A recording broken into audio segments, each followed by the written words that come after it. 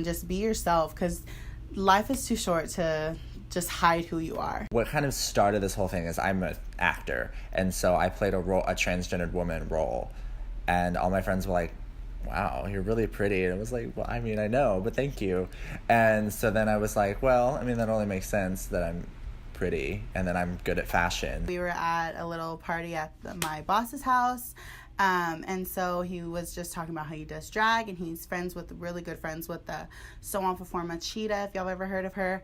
And so she just was there. We were talking, we were mingling. They were like, Sally, you're too extra for this. You need to be on stage. You need to do this. My first drag experience in New York City, I was cast in a play that was at NYU. A friend of mine was a directing student, and he put me in his senior project. So it was a Moliere play called The Seductive Countess, and of course I was the Seductive Countess. I am transgender, so I live my life as a transgender woman. I love doing hair. I love doing makeup. So it's a lot of sleeping, and then when I'm not sleeping, I'm working at the gristmill. So my day-to-day life sort of revolves around Stonewall and booking events and performing in shows, doing the social media. So my life revolves around nightlife. It's separate from like my day life. I think people really think that like we want to be women, or that we're women all the time, and then like this is getting dressed up to like be our true selves, which is like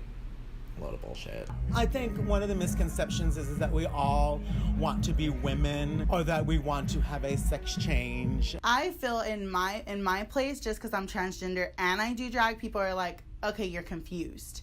And I think that's the biggest stigma about it. I know where Solo starts and Solo ends and Bambi begins. It's not you have two personalities, you're just giving off a different side of you. I mean, as an actor in general, I always like to be on stage and having an audience. In a way, it's very weird to be up there like in your performing zone, and then you're like, people are screaming at you and trying to hand you money. But also, I'm turning the party. Like, you feel great, and at the same time, your feet really hurt. That's why I do it in the end. It's that exchange of energy. It's fleeting, it's intoxicating, it's rewarding. Payoff is that feeling of entertaining people and having that energy exchange, and you never know whose life you're gonna touch. We need to be accepted. We need to be loved. We need to be taught that we are one. We are human. We are who we are.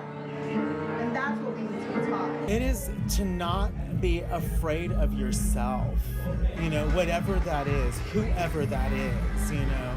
If you have the inclination to put on a wig and some high heels and a ton of makeup, if you feel that that is inside you, go ahead, do it. You're powerful.